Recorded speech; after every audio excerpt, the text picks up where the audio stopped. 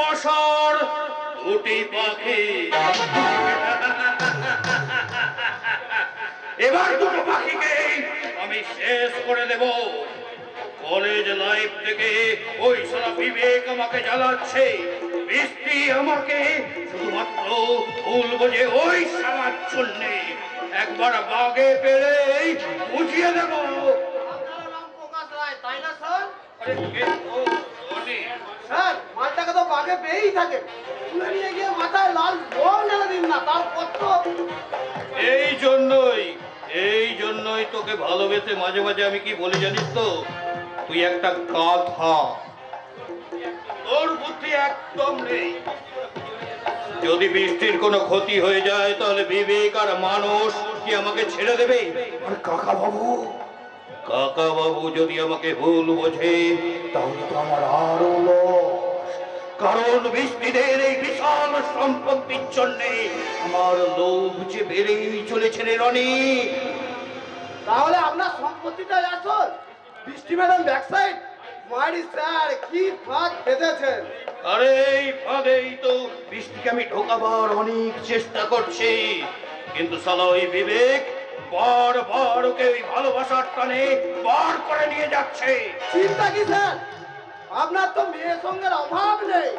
হ্যাঁ, তা তো নেই, কিন্তু আরে স্যার, আপনি যখন যেখানে যেমন বলবেন তেমনি মাল আপনার কাছে হাজির করে দেবো। কিন্তু ওই বৃষ্টিকে যে আমার চাই, ওর ওই শরীরটা দেখে আমার মনে কামনার আগুন জ্বলে ওঠে। মনে হয় ওই পাখিটা আমার খাঁচায় ঢুকছে আর বারবার ভালোবাসার টানে পার করে নিয়ে যাচ্ছে ওই বিবেক। মানে এর জন্য যে আমার কি চরম আফসোস হয়, তোকে কি বলবো রে।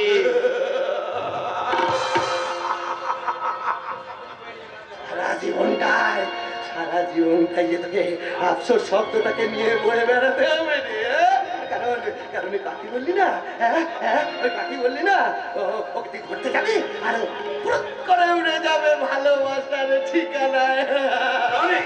এই খবরটা এখানে কি করছে? এই পাগল, এখানে কি জানো? সব বেড়ে এখান থেকে পাগলা কোথাকার। আমি পাগল? আরে আমাকে তো পাগল বানিয়েছিস তোরা। তোরাই তো আমাকে পাগল বানিয়েছিস। তোরা হচ্ছিস শয়তান। তোরা রক্ত আর টাকা ছাড়া কিচ্ছু বুঝিস না, কিচ্ছু না। যারা ভালোবাসা বোঝে, ভালোবাসতে জানে, তারা আমাকে বাবা ঠাকুর বলে রে। বাবা ঠাকুর নামটা তোমার মায়েরই খাস্তা, একেবারে পাগলা নামই বটে। ঠাকুর বলছি, বেশ ভালো ভালো কথা বলো তো। তুমি নাটক, কবিতা, গান এসব কিছু লেখো নাকি? আমি লিখি তোদের গুপ্ত ব্যভিচারের কথা, যারা এই সমাজটাকে কলঙ্কিত করতে চাইছে। আমি লিখি মানুষের দুয়ারে গিয়ে যারা ভোট ভিক্ষা করে অথচ মানুষের ন্যায্য পাওনা তারা বুঝিয়ে দেয় না, আমি তাদের চরিত্রগুলো সবার সামনে তুলে ধরি।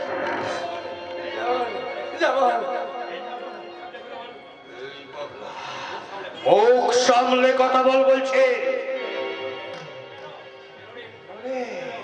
মুখ সামলানো কেন রে? ভয় পাচ্ছিস? ভয় পাচ্ছিস? তোকে জানিস, আমি সবাইকে ডেকে বলবো, তোর গায়ে না যৌনতার আষ্টে পচা গন্ধ আছে। যার শিকার হয়েছিল আমার ছোট্ট সোনামণি। আমি না সব বলবো। সব বলবি তোরা, তোকে দেখাচ্ছি মজা।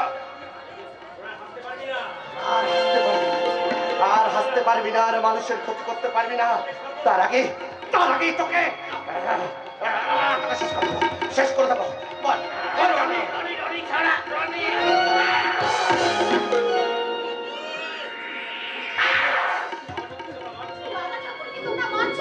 একজন অসুস্থ মানুষকে মারতে তোমাদের লজ্জা করছে না?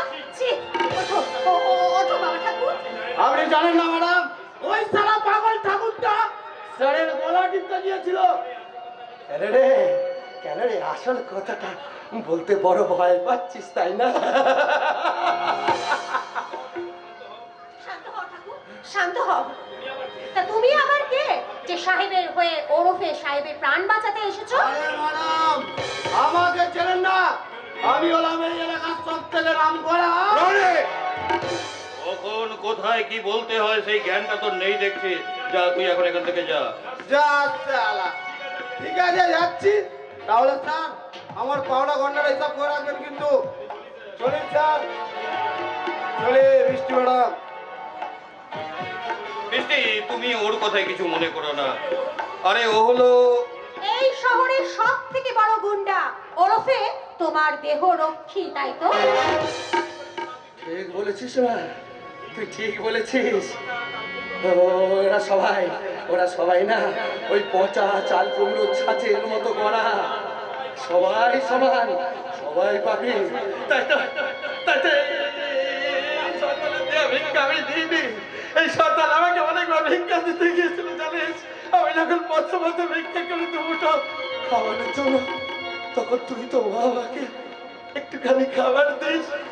আমি আমি শয়তানকে বলেছি, শয়তান তোর পাপের অন্য পাপের টাকায় এই বাবা ঠাকুর নেবে না। আমি না খেতে পেয়ে মরে যাবো রে, তবু তোর মতো শয়তানের টাকা আমি স্পর্শ করবো না। আমি মেহনতি গরিব মানুষের দুয়ারে দুয়ারে গিয়ে ভিক্ষা চেয়ে বলবো, বাবু গো, বাবু গো, আমাকে আমাকে একটু খিদে জ্বালাবে দেওয়ার জন্য একটু খাবার দিন না বাবু। আমি তো দুটো খাবার জন্য একটি পয়সা দিন না বাবু, একটি পয়সা দিন না বাবু, একটি পয়সা দাও গো বাবু,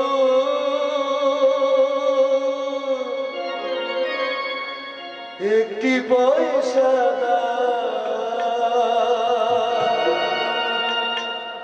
খিদের জ্বালা পেটে চলে যায়, বাবা ঠাকুর, একটি পয়সা দাও, একটি পয়সা দাও গো বাবু, একটি পয়সা দাও, একটি পয়সা দাও গো বাবু, একটি পয়সা দাও,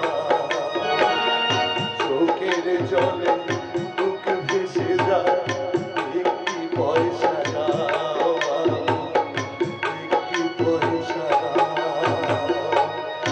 একটি পয়সা দাও গো বাবু, একটি পয়সা দাও গো বাবু, একটি পয়সা দাও, একটি পয়সা দাও গো বাবু, একটি পয়সা দাও, একটি পয়সা দাও গো বাবু, একটি পয়সা দাও, একটি পয়সা দাও বাবু,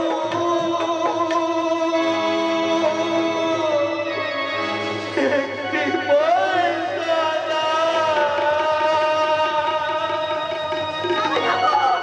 যেও না, যেও না বাবা ঠাকুর, যেও না, তুমি আমার কথাটা শোনো। বৃষ্টি, তুমি এত বড় লোকের মেয়ে হয়ে এইরকম একটা পাগলের জন্য তুমি এইরকম ব্যবহার করছো। ও যে একটা রাস্তার কুকুর। Just shut up! Just shut up! যেই কথাটা আজকে বলেছো সেই কথাটা দ্বিতীয়বার উচ্চারণ করবে না। একটা কথা মনে রাখবে, দুধ একটা সাপকে খাওয়ানোর থেকে একটা কুকুরকে খাওয়ানো অনেক ভালো। আর যাই হোক, সাপকে তুমি যতই দুধ খাওয়াও না কেন, সাপ কিন্তু একদিন না একদিন ছোবল মারবেই।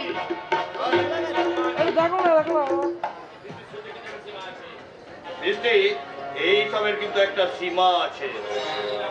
তুমি কিন্তু এইভাবে আমাকে দিনের পর দিন অপমান করতে পারো না। তোমার কি ইচ্ছে অপমান না করে তোমাকে পুজো করবো নাকি? কোন ঠাকুরকে পুজো করার কথা বলছিস রে বৃষ্টিমা? বাবা, বৃষ্টি বোধহয় তার মনের ঠাকুর, আই মিন বিবেকের ঠাকুরের পুজো করার কথা বলছি।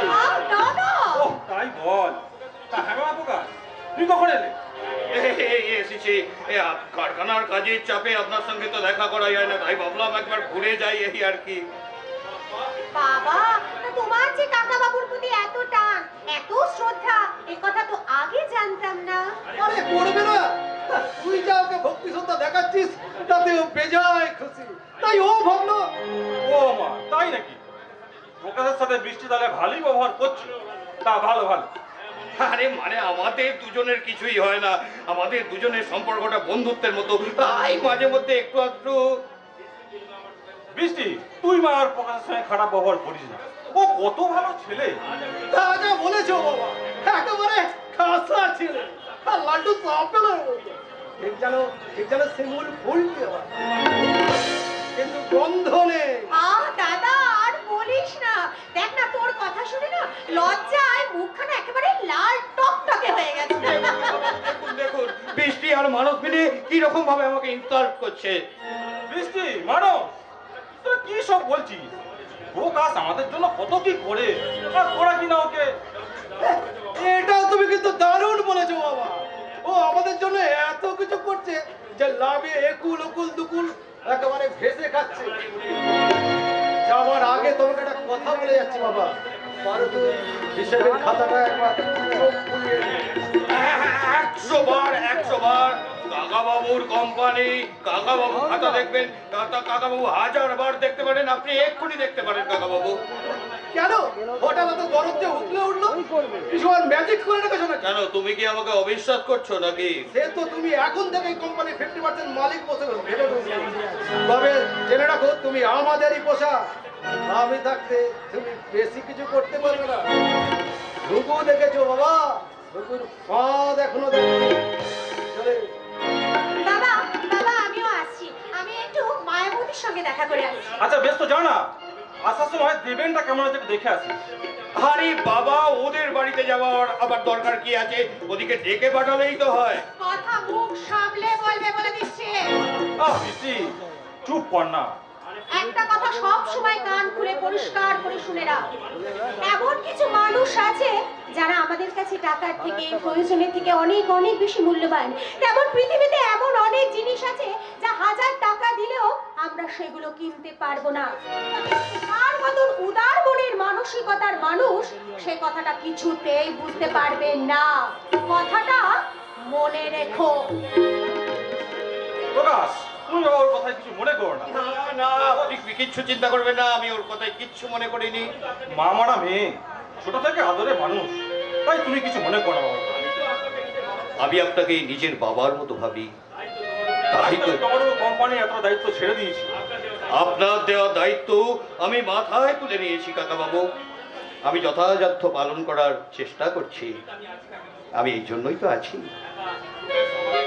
হ্যাঁ প্রকাশ, আমাকে একটু বেরোতে হবে, আমার একটু কাজ আছে। তুমি না হয় অন্য একদিন এসো, সেদিন না হয় বসে মিলের হিসাব নিকাশ বুঝে নেবো। আমি এখন আসছি। হ্যাঁ আচ্ছা ঠিক আছে কাকাবাবু।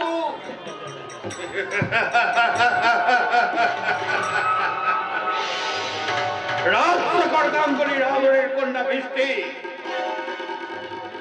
আমি তো মনে কিছুই করি না, কিন্তু অনেক দাগি কথা আছে যা আমি অনেক অনেক দিন পর্যন্ত মনে রেখে দিই।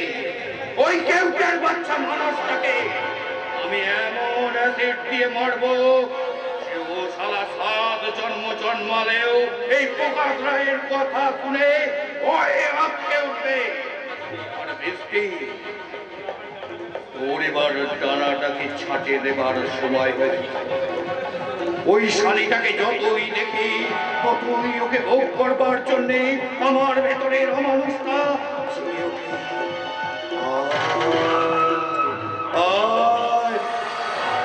আর যেমন করেই হোক ওই বৃষ্টিকে আমার গুদাম ঘরের বিছানায় নিয়েছে আমি